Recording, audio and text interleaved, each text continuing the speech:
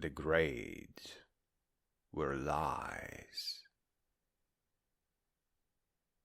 Let me tell you something that no teacher ever told you, that no principal ever admitted, that no guidance counselor, with their manila folders and their realistic expectations, ever had the decency to say. The grades were lies, not mistakes, not approximations, not areas for improvement, not encouragement. Lies. Exposed and deliberate and violent lies. Told to children by a system that needed failures. The way a factory needs raw material. The way a war needs bodies. The way a fraud needs silence. You sat in that classroom. Maybe you were 7, maybe you were 12, maybe you were 17, and already broken. And they handed you a paper with a letter on it, or a number, or a percentage, calculated to the decimal point. As if your mind could be measured, like lumber, like livestock, like oil in a barrel. And that letter said, "You are not enough." And you believed them. Why wouldn't you believe them? They were adults. They had degrees. They had respect. They had authority. They spoke with certainty about things you didn't understand. And when you failed to understand, they didn't say, "I failed to teach you." They said, "You failed to learn." You should have known then and there. Oh no. They put the failure on you. They put the fraud on you. A child. Child's play. Like taking a paycheck from a child. They put the weight of their incompetence, their lies, their fraud, their hiding on your shoulders and called it your deficit, your lack, your limitation, your learning disability, your attitude problem, your lack of application, your failure to meet expectations. How could you not see what was going on? Their expectations, their timeline, their curriculum, their tests designed to produce exactly the distribution of results they needed to produce so that they could hide fake education in the noise of statistics. You were not a B student. You were not a C student. You were not a D student. You were not an F student.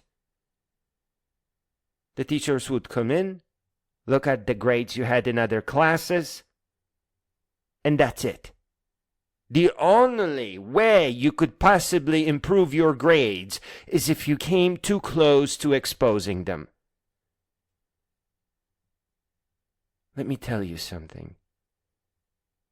If they noticed you were special, enlightened, gifted, genius.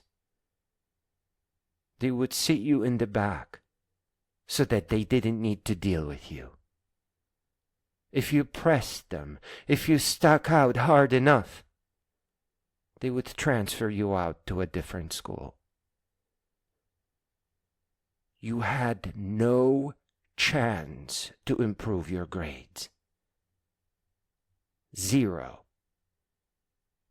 Unless they needed to alter the statistics.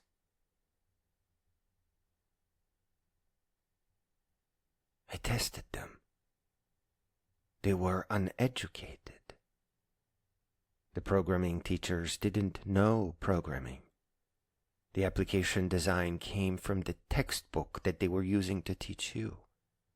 They had no interest nor experience outside of the textbooks. It was a regurgitating job.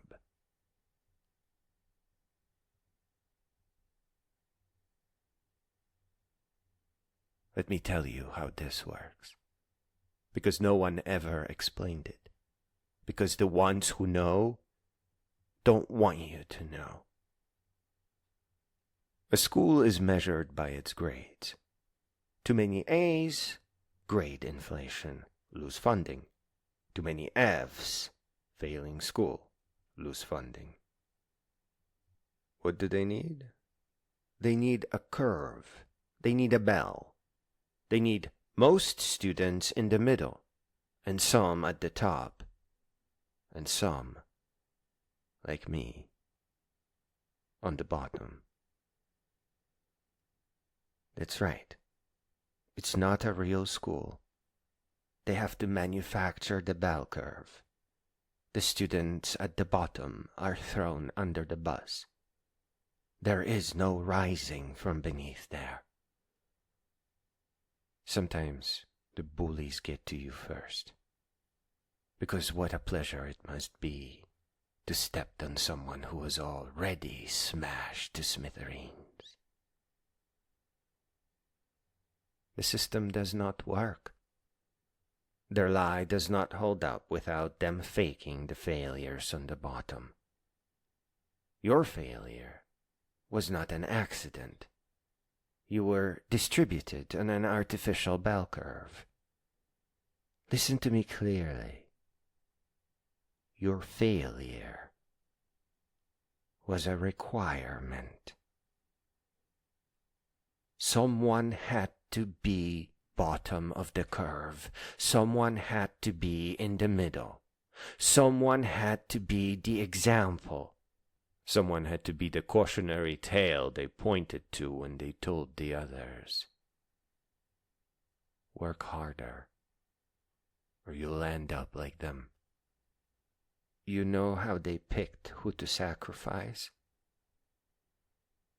They would look at how frequently their parents show up to school, how well the kid is dressed. The less your parents cared about you, the more likely you would end up on the bottom, making a perfect bell curve. You were sacrificed. Not because you couldn't learn, not because you weren't smart, not because there was something wrong with your brain or your genes or your character or your soul. You were sacrificed because the system needed sacrifices to keep functioning, to keep accreditation, to keep looking legitimate, to keep the fraud going. One more year, one more principal, another set of teachers, one more decade, one more century of sorting human beings into winners and losers before they're old enough to understand that they're being sorted, that they're being sold out, that they're being tricked into thinking they're too stupid to learn.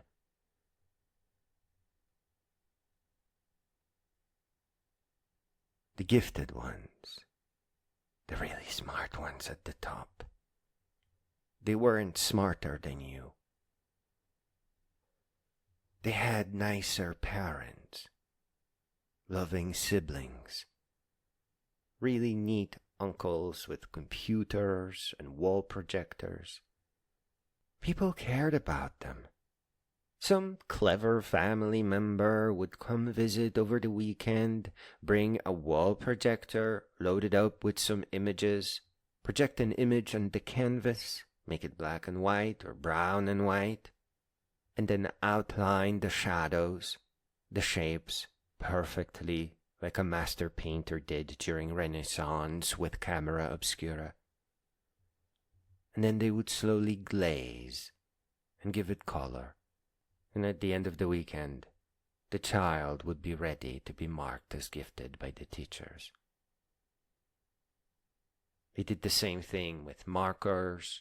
They did the same thing with programming, with electronics, battery, and LED, and a little magnet to make throwies that will take you very quickly to building circuits. Now you're an electronics whiz, ready to be shipped off to a special school for gifted kids. Someone would come in and show them how to use LMMS, just a beat sequencer. It's just a grid of sounds. And now they'd be a musician. You can sing to that. Then the piano roll is so easy after that, you don't even need to learn the piano, you just play by the ear. The music theory is just a language for musicians to communicate together. But it is a crisis. You learn by the ear. That's how you revolutionize music. And you can arpeggiate using your hands, left hand, bass, and then the right hand. If you just move slowly between the different notes, it sounds like music. It's very easy, very impressive. And you're gifted. Programming is fantastic. If statements, loops, functions, function calling.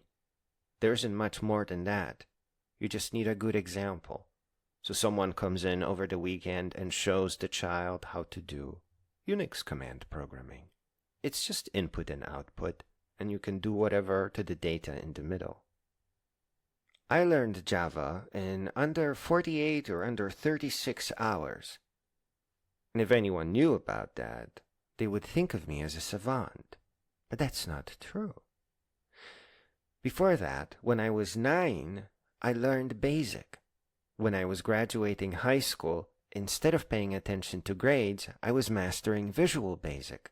Then I learned ASP and PHP and Perl and C. I followed up with ActionScript, JavaScript, and by the time I sat down to learning Java, I pretty much had a handle on everything. Pearl was the loveliest, in case you want to know, but Pearl got old, because times had changed. So, I view JavaScript as the new Pearl. JavaScript is not Java, by the way, 2 different languages. The more you know, the faster you learn. The more weekends you spend with people that care about your education, the more of a savant you will appear to be. People don't like to talk about that in school because teachers are always pitting everyone against everyone else, so they want to appear special. They're not going to tell you that they spend the weekends making computer games and thus learning programming basically as a side effect. Yeah.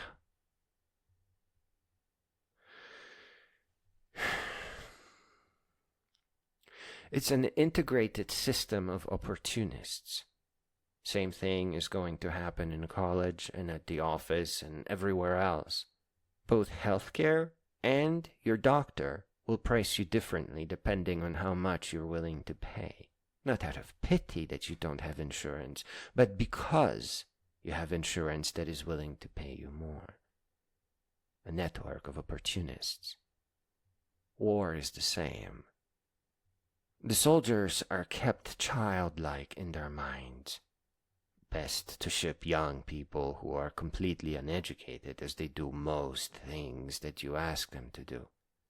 19-year-olds, a half a world away, killing people that they don't understand in a war they can't comprehend. And I was thinking about this a few days ago. What can I tell you to break you out of it all? and I came up with something that may actually work. When you try to figure out where the things are that are tricking you, or cheating you, or keeping you down, know that you're already making a mistake. You're already not seeing the full picture. The full picture is that it's everything. Everything you know about the world has been manufactured to turn you into a lightweight product, a resource. So you have to exit all of it, all at once. You keep walking straight forward until you find the great trails, the Appalachian Trail, the Pacific Crest Trail, the Continental Divide, and you continue walking. This time, you're on the ancient quest, the same quest that they wrote about in mythologies. You stay there until you read every book or listen to every narrated book, and you finish all the trails and all your walking, and get familiar with what it's like to sleep in a tent with thunderstorm above your head, and mice roaming across your pots and pans and shoes, and distant grizzlies pretending that they don't know you're there. They can smell you and they can see you, and they heard you for half an hour before you got there. It is this that changes us. It is this that fake education plugged up made us think that we didn't need the quest anymore. Just like religion makes you think that you don't need to ask big questions anymore, that science is for fools. Plugging up the questions is how you stay uneducated, a resource to be mined. When your parents say, "Of course we're on your side. We are here to protect you, to help you learn, to help you find the best school," you turn around and say, "Hey, okay, I found a school, the best one in the world. We're going to cross the Appalachian, Pacific Crest, and Continental Divide trails because I actually need your help so that you keep me safe." And your whole family walks the trail. They need it as much as you do. This is not a joke. This is not an inconvenience. This is growing up. The most twisted part of the fraud is that it made you blame yourself. You didn't walk out of that classroom thinking, "This system is broken." You walked out of there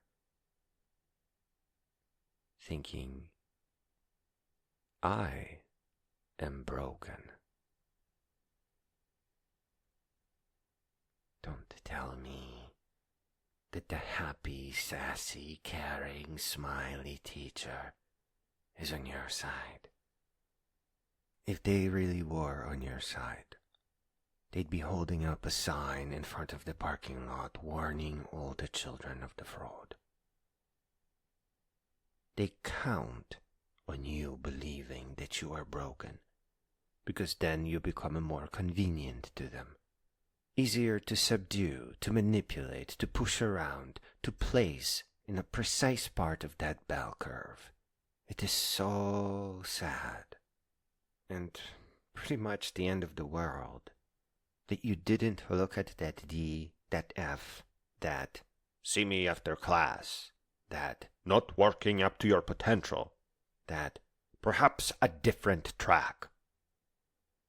You didn't look at any of that and think that this was violence. How could you not do that? They were harming your mind, your view of yourself, and your grades almost certainly took a dive, a sudden change when you entered middle school, so that they could position you on that bell curve. You didn't see it as violence. You thought, this is who I am. This is how I am in relation to the world around me. But they were shaping you into a cog in their machinery of fraud, a network of opportunists selling out the future, betraying the young, giving up on life. They call you hormones behind your back. They think you're completely batshit unhinged, half a brain if even that. They're there to milk you for paychecks. That's it. They needed you to think that this is who you are, because a person who believes that they are stupid does not ask questions, does not challenge authority, does not demand better, does not rise up, does not become what they were capable of becoming. A person who believes that they are stupid becomes a worker, becomes compliant, becomes grateful for any job, any wage, any scrap thrown from the table of those who deserved more because they got A's on tests that measured nothing but the ability to get A's on fake tests.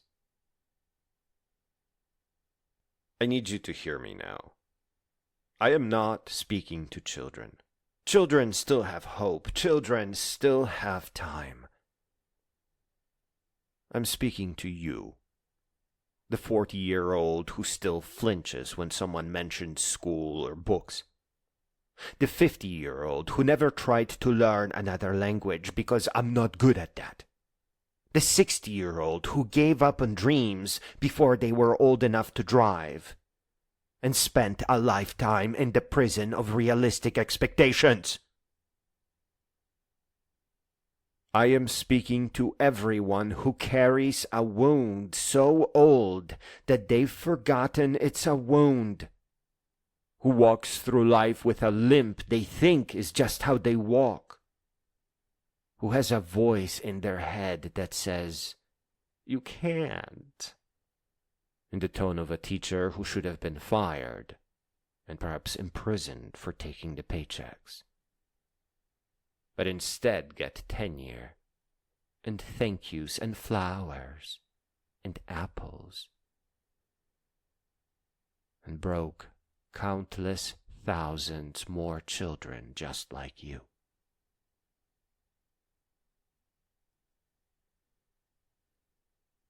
You are not stupid. There is no such thing. Say it. I know it feels like a lie. I know everything in you resists it. I know the evidence seems overwhelming. Years of report cards, years of disappointment, years of failure, years of "I told you so" from people who were supposed to help you and instead helped themselves to your potential, your confidence, your future, your effort. This evidence that you think exists is completely fraudulent.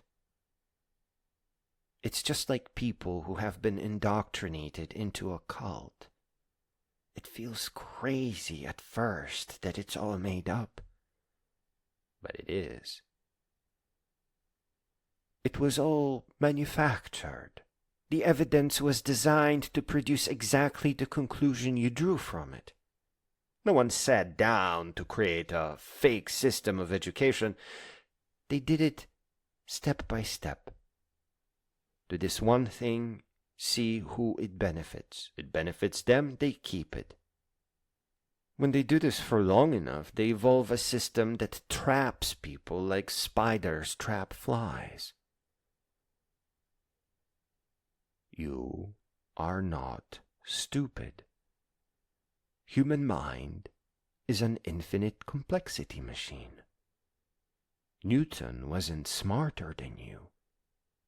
He had a palace in his mind to which he was bringing treasures into. The treasures that teachers were supposed to give you, but they scared you away from. That now the trail holds. So as long as you listen to narrated books written by great beings who want to share their wisdom with you. Without that palace, you end up like a soldier in the trenches. In there because of their poverty, because they have no education. All they've ever known is that they can't afford college and that they have to work the farm or they will die. And the next thing is the trenches. Kill or be killed. If not by the enemy, then by your commanding officer. These people are perfectly capable of genius and greatness. But they've been so stressed, so twisted around, so squeezed, that they didn't have time to walk into the library and read the great books. And reading is a pretty special thing for people who are experienced with books, who had time to grow up with them. What these folks really need is narrated books, because we are storytellers, story dwellers, and story listeners. That's what the trail is about. The trail pushes your life away to make room for your thinking. It doesn't interrupt your existence. It pushes it away so that you have time to grow up or catch up. It's there on purpose. The Appalachian Trail, the Pacific Crest Trail, the Continental Divide. And you end up right where you need to be. How could you believe you were stupid? That you were less than the others? You have the same mind, same biology, same ability to dream, and your mind is perfectly adaptive. One good idea changes everything around. Look at the way you've learned language. You know periods and commas and little words and big words and how to make sentences and how to rhyme words. And if you ended up in a different part of the world, you would slowly pick up on that language as well, because it would be something that's meaningful to you, something that's useful. You would even change your accent to fit the theme, or keep it so that it sounds more poetic. You were never stupid. You were never less intelligent than Newton. It was just the palace that they stole from you. Do you see what's happening?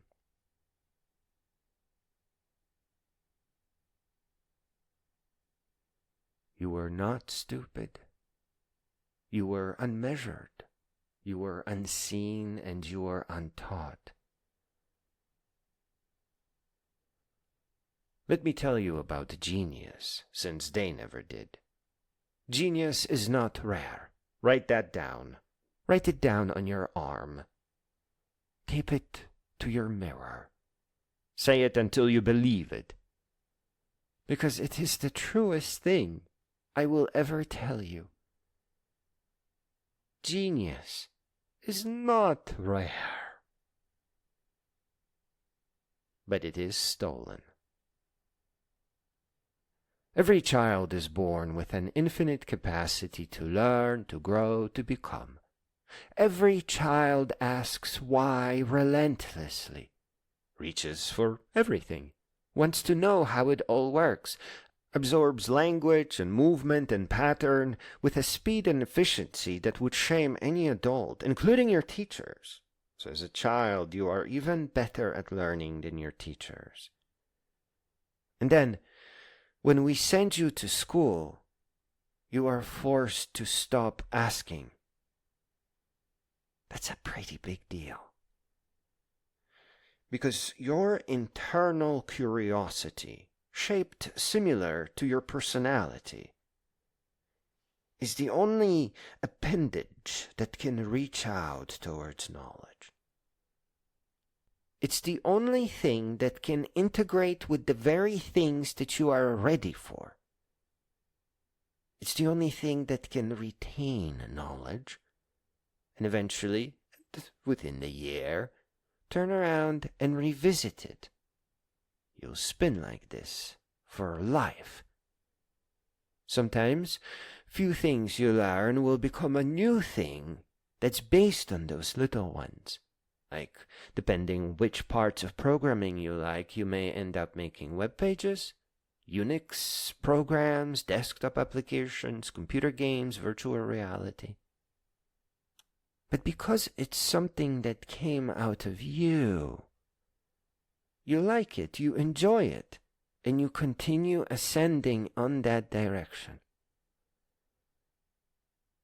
When the asking stops, that spiritual appendage is cut off,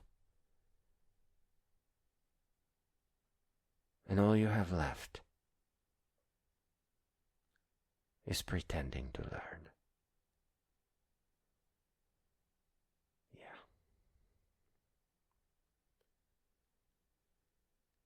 The asking stops, the reaching stops, the wonder gets graded, the curiosity gets scheduled, the infinite capacity gets sorted into gifted and average and slow before they've been alive a decade.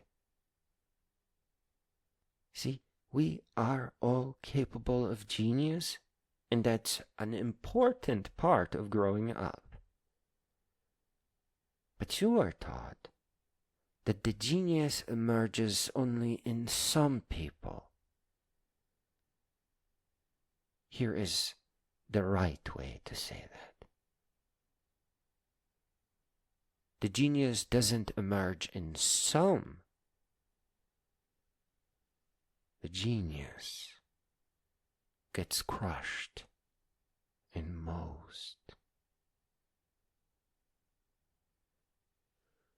When you put up a fight for your genius, you get yanked out and thrown out and treated like a loser, sometimes even by your very own parents.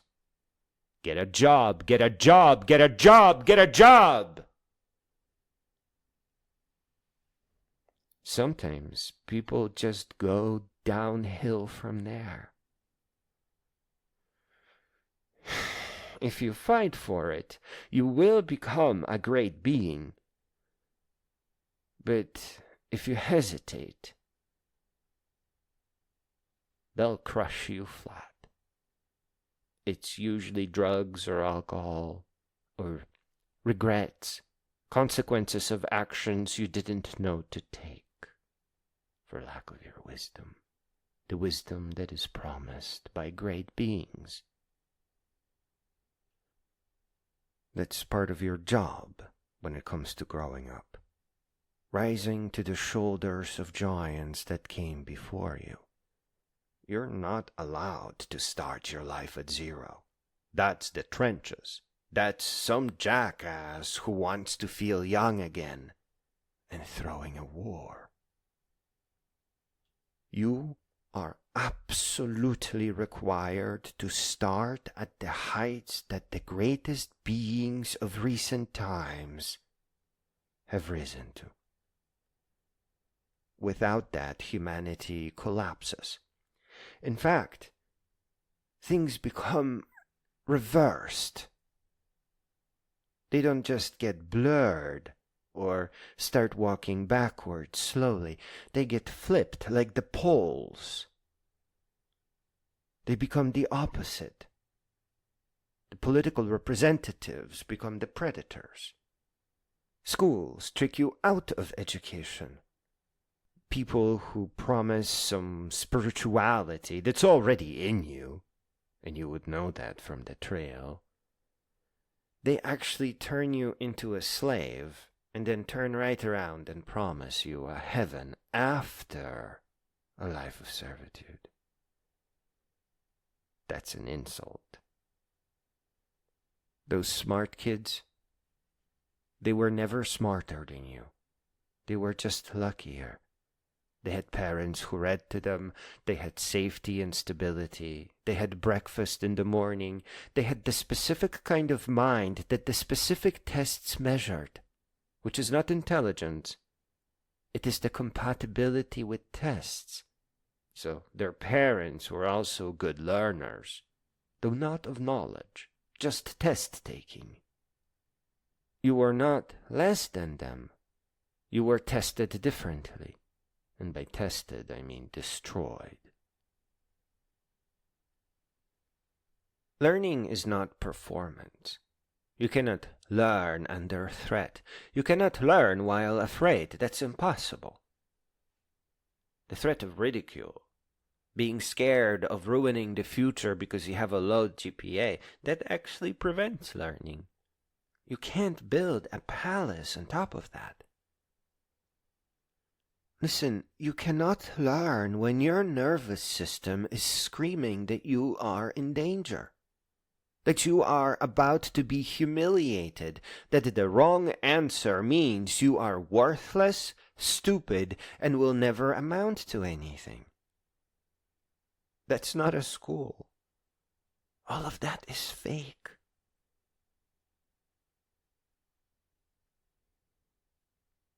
Look at the silence that surrounds this.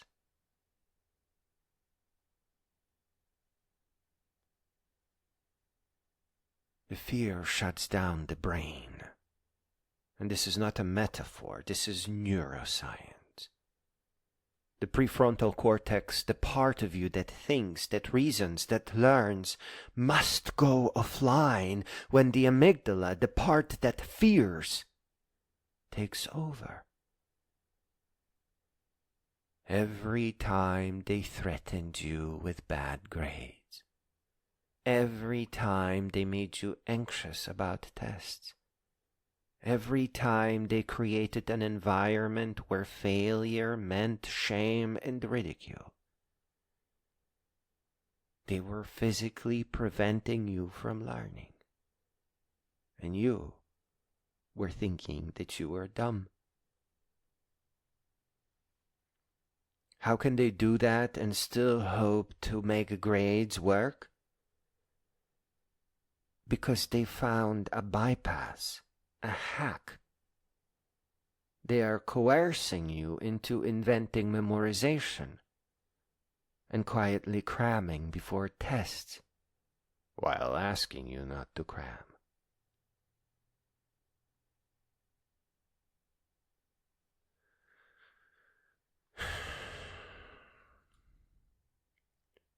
They blame you for not learning. But this is not education. This is abuse.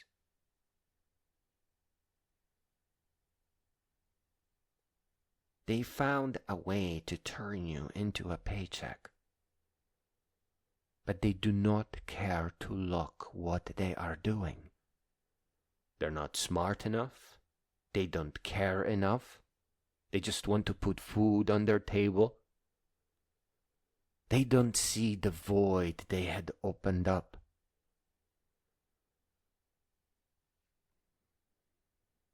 You're wondering how to react to this. Verify, but do not wait until after graduation, or you will sentence those that come after you to the same void. Verify. Talk to the teachers on their way out, those who have nothing to lose. Is this fake education? Did you ever actually teach anything to anyone?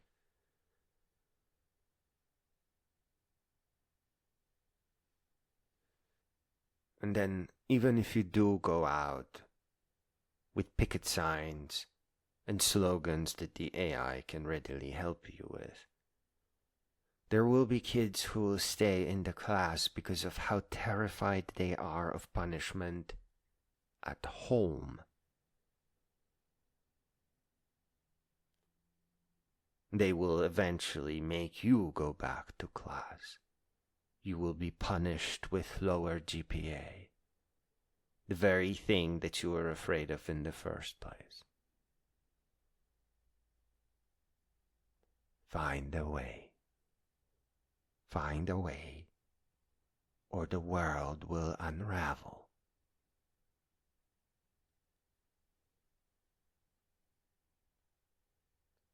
Connect with your older self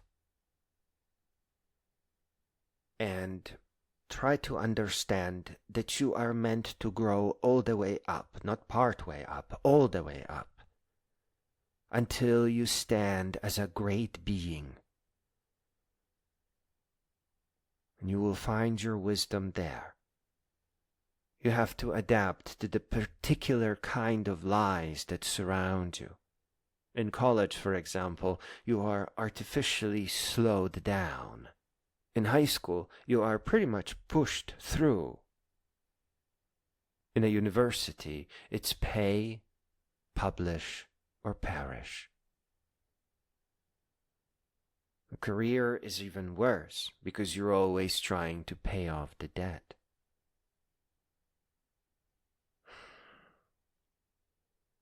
Do not directly challenge them. The winning warriors win first and then go into battle. Those who hope to win don't get very far.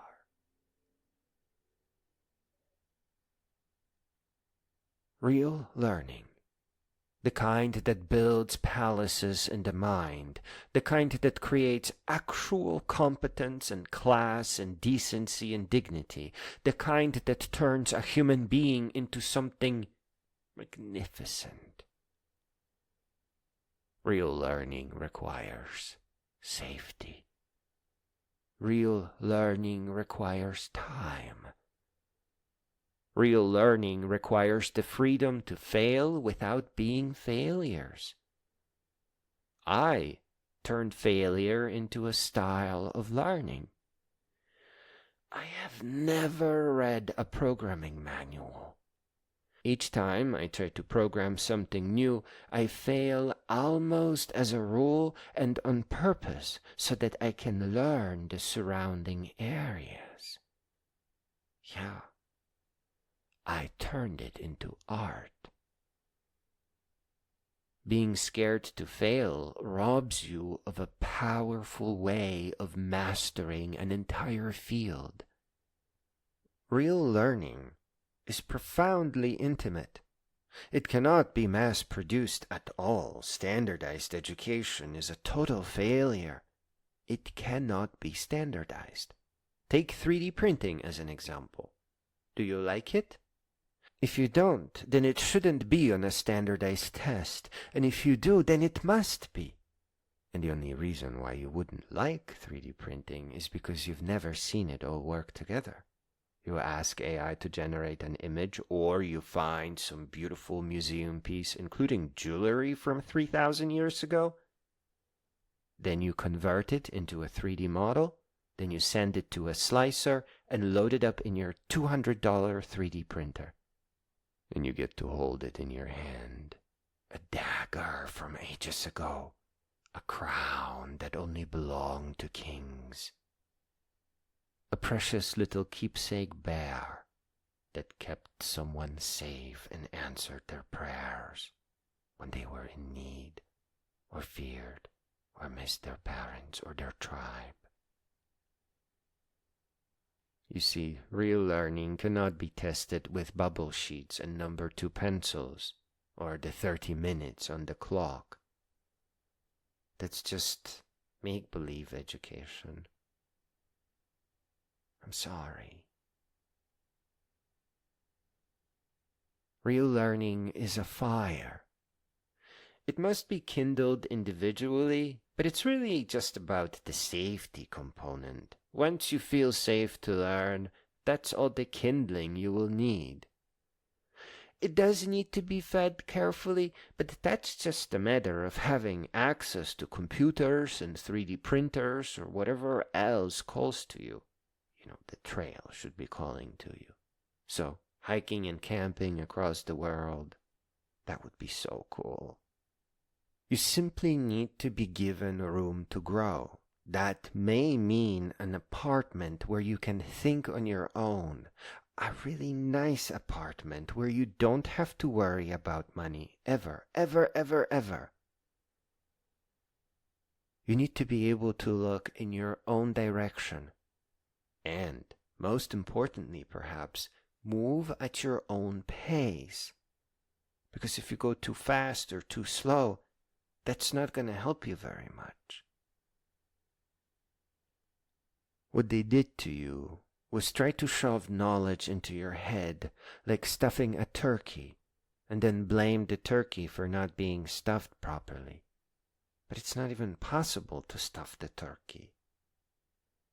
It may be hard to believe, but you are not a turkey. You are a fire that was never lit correctly. A fire that was never lit is not a failed fire. It is an unlit fire. The capacity is still perfectly there. The fuel is still there. The potential is still there. It has always been there. It is there right now. Life is going to try to compress you the older you get. But, you know, you are descended from great warriors, great fighters, great heroes.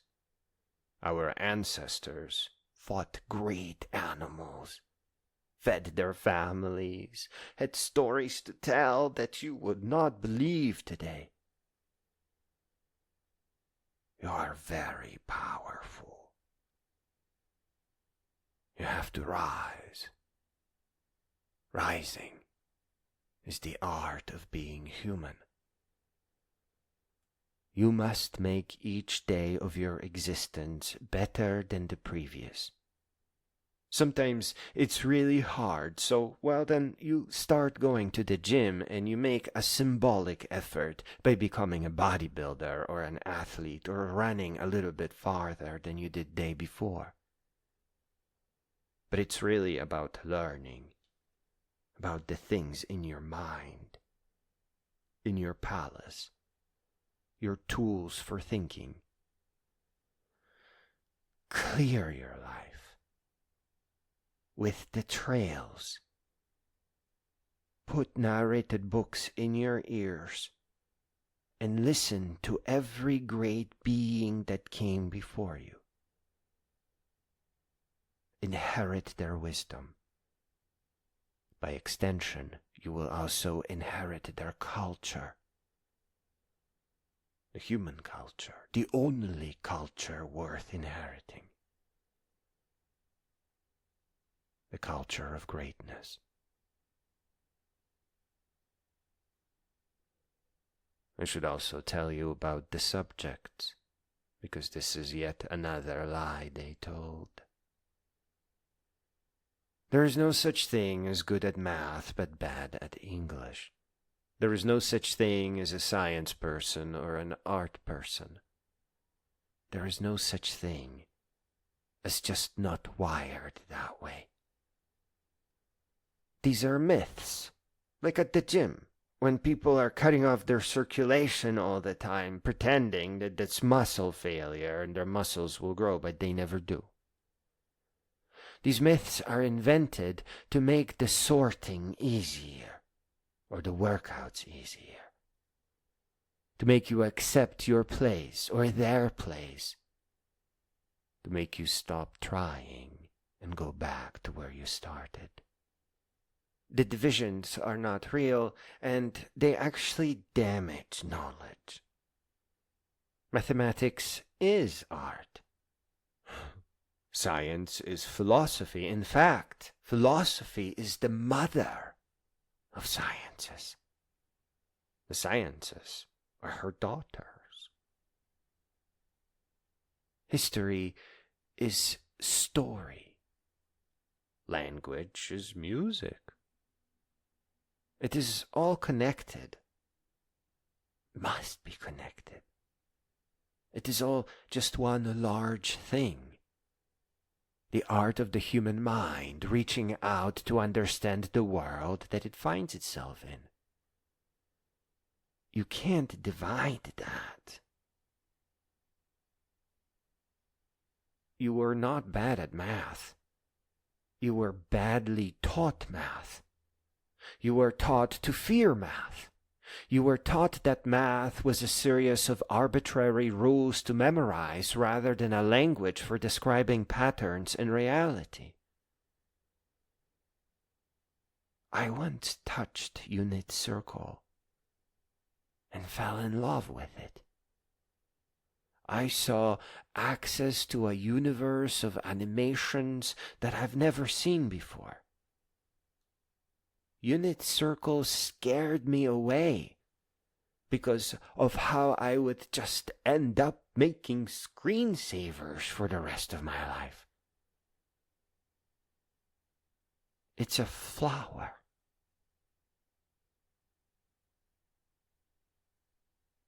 You were not bad at reading. You were given things to read that no sane person would want to read. At times, when you weren't even ready to learn to read.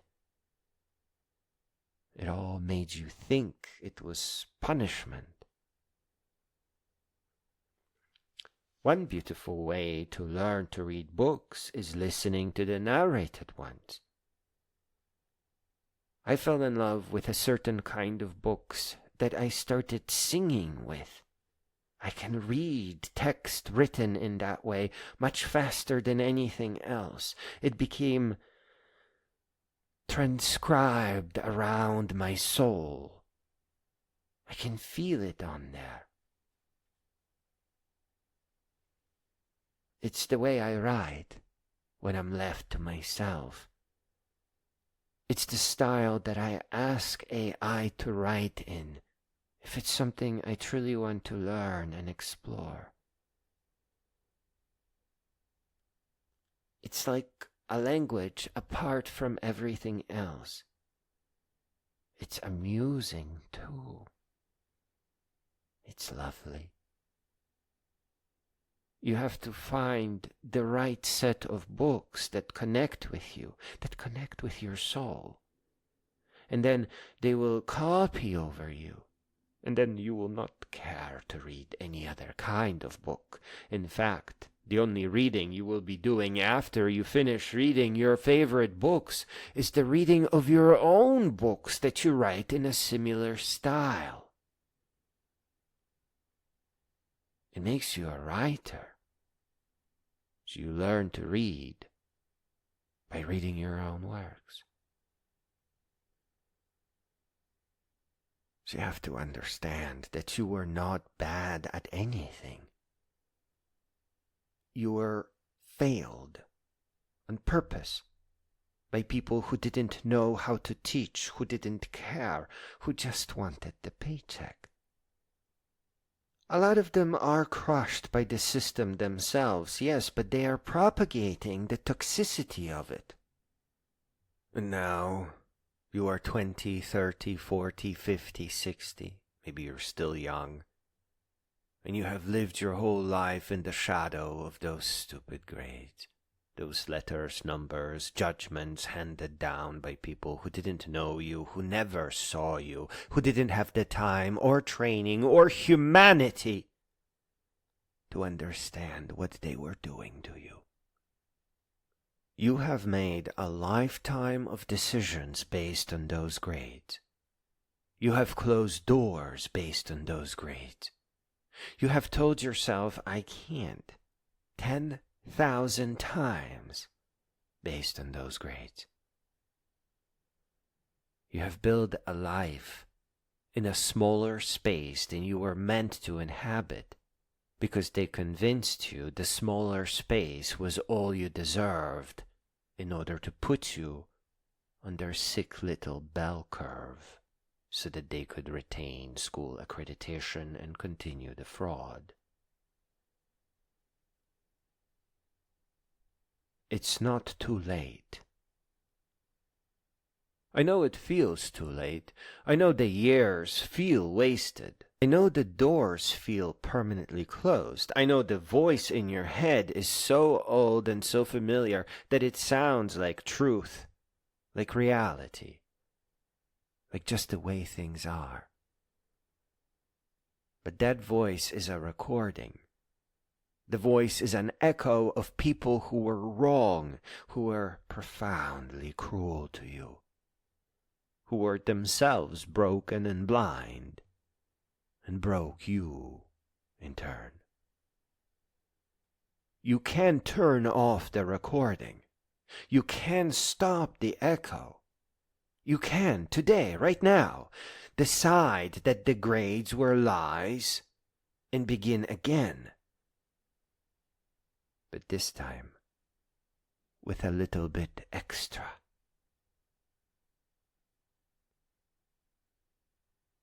Rage.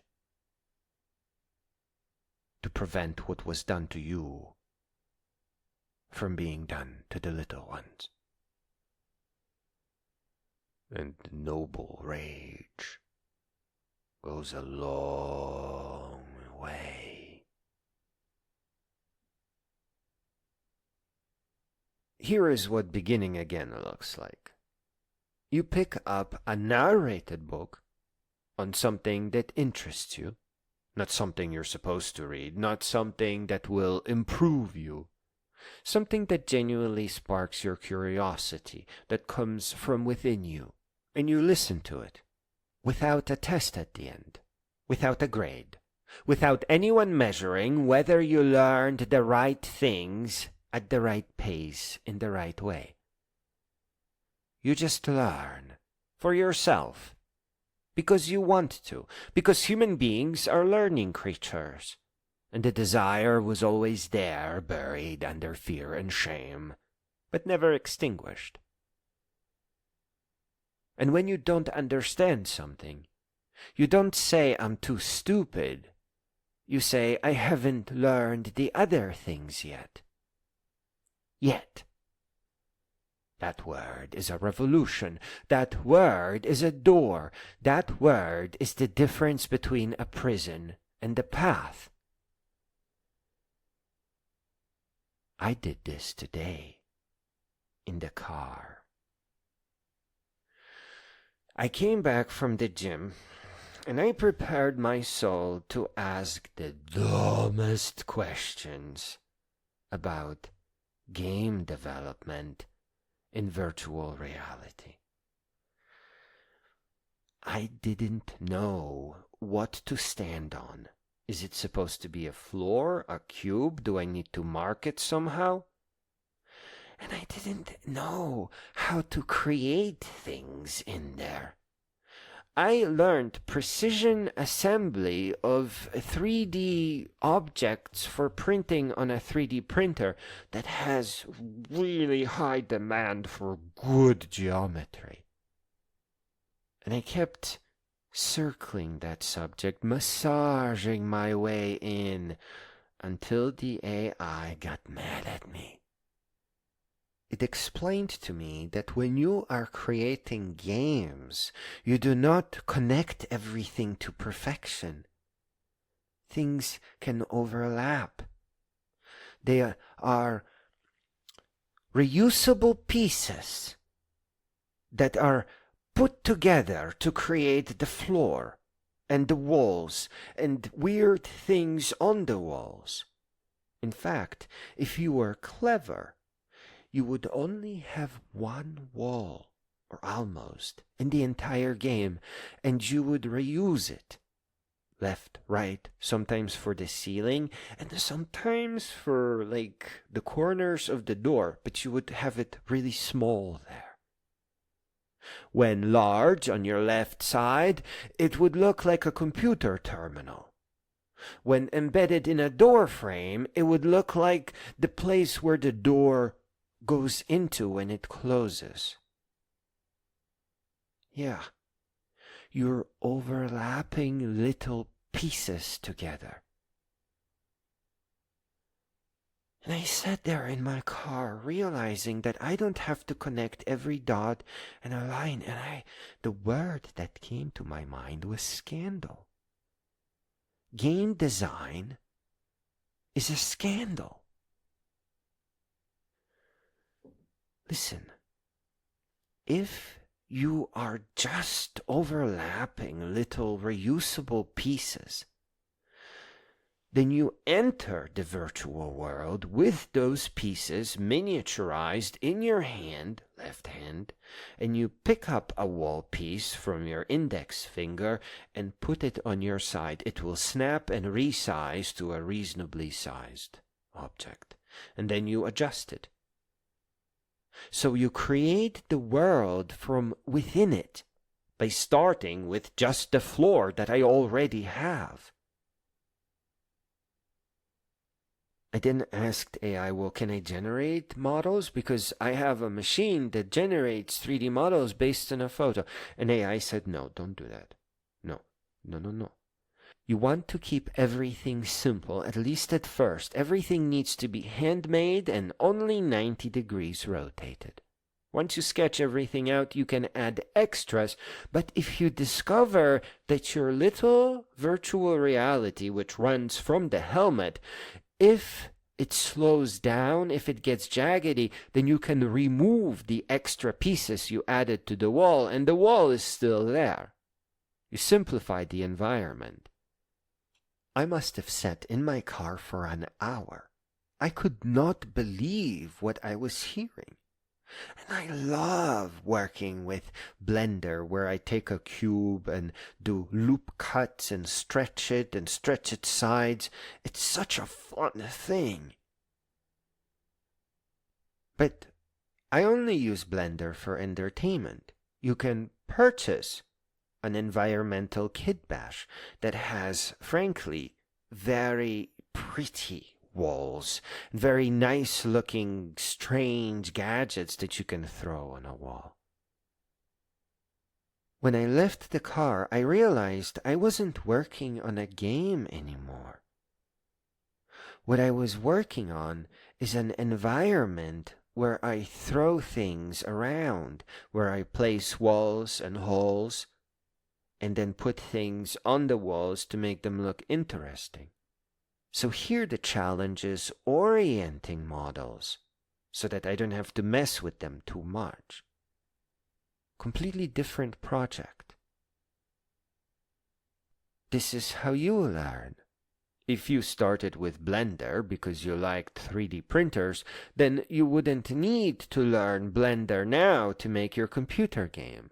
If you don't like learning Blender, then you start with an environmental kit bash, which is really cool, and it saves you a lot of work, and you go into the virtual reality and start assembling things. But game design, that you don't have to connect everything perfectly. My goodness, what a scandal. Yikes. And the AI explained that it's not an efficient thing to do. You don't want to connect everything together like that. You want little models scattered around. Wow. I am not speaking politely anymore. I am not hedging. I am not saying the system has some flaws. I am saying the system is a fraud. I'm saying the system is violent. I'm saying the system takes children, infinite, curious, brilliant children, and systematically destroys them to produce workers, consumers, soldiers who do not ask questions, who do not challenge power, who do not become what they were meant to become, who never learn to rise and become great beings. I am saying that every bad grade you've ever received was a lie, told to you by people who either didn't know they were lying or didn't care to look that far. I am saying that your intelligence was never measured. It was obscured, suppressed, stepped on, disgraced, and stolen from you, so that others could feel smart by comparison, so that the hierarchy could be maintained, so that you would know your place on the bell curve and stay in it to keep the fraud going.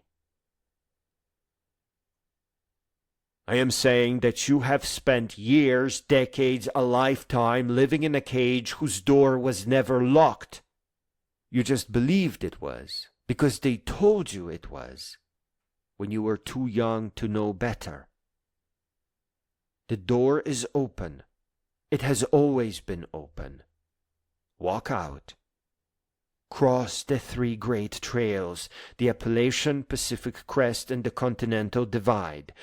Listen to every book written by a clear-thinking, non-religious great being and inherit their wisdom and culture. And right at the end, just to spite everyone and make me happy, learn JavaScript programming. Functions, objects, loops, the AI will cover the rest. And then make pretty Electron applications for the desktop. But also follow one powerful rule. When it comes to the desktop application, you never write the code. You just read it. Let the AI do all the work. You study it. Then just get another AI to scan for security errors. No problem. To every adult who still carries the wound of those grades, you are not broken. You were betrayed. You are not stupid. You were untaught. You are not limited. You were lied to. And every day you continue believing those lies, they win. The system wins, the fraud wins. Everyone who ever looked at you and saw raw material instead of a beautiful human being, they win. And this has to stop. Do not let them win. Do not curse humanity into war. Do not give them your whole life. They took your childhood, they took your confidence, they took years you cannot get back. Do not give them the rest. You have so much wisdom in you. You just need to light the match. Ignite a bright fire. Use rage. Pick up a book. Ask a question. Learn something, anything that interests you. Discover that you can. Then go to the supermarket. Walk into the adventure section and start putting your gear together. A good adventurer always has 2 large bowie knives, just in case you drop one when fighting a grizzly bear. Get serious. Start with the knives, and get a boot knife, and a nice switchblade too, 'cause you never know. And maybe a neck knife. It's good jewelry if you think about it. You know as well as I do, no matter how old you are, the adventure is calling out to you. You don't have to walk the biggest trails, but you can walk parts of them, you know. Visit the special cities. Watch the hikers. Consider if you want to be one of them over and over again. Do recording like I do. Get yourself a nice earpiece and talk to it. Eventually, your ideas stabilize in a single direction like a compass needle. You just need to keep on trucking. And then brilliant things come out. As part of my education on how to run local artificial intelligence in my home, I installed a voice recognition system. And then I sat in bed recording ideas and making lists, and I sent it to the AI to convert audio to text. And I used that mix of ideas as a seed for an AI to create poems with. It was a very nice experiment. You can ask AI to tidy up your thoughts in case you are too busy. We have to remember that the measure of a human being is not grades. It is not productivity. It is not usefulness to employers. It is not compliance with expectations. The measure of a human being is who they become. And most people are never given that chance. Most people don't know they need to fight for it if ever denied. Most people are sorted before they can speak, tracked before they can choose, labeled before they understand that labels are removable, that tracks can be jumped, that the sorting was arbitrary and cruel and wrong. But you understand now. Now you can carefully watch what's going on around you. The ones who did this to you, those who still do it to others, will never admit what they do. And you cannot wait for an apology. That will never come. You have to save yourself, and you can and you must. Because this is where it ends, or this is where it begins. With you listening to this, deciding whether to believe the grades or believe the fire that still burns somewhere beneath the ash they tried to bury you under. Believe the fire. The great beings always believed that you were more. The grades were lies, and the tests were traps, and the whole machinery of measurement was designed by people who needed you to fail, so they could feel like they succeeded. Genius is not rare. It is stolen. It is what was stolen from you. You can take it back by learning, by growing, by becoming, by rising all the way up, on your own terms, at your own pace, in your own direction. Take back your genius by refusing, finally, completely, permanently refusing to believe that you are what they said you were. You are not a grade. You are not a percentile. You are not a label in a file.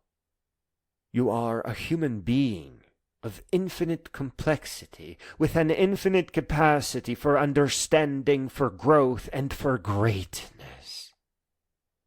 And today is the day you start to prove it to only the one person who matters, yourself.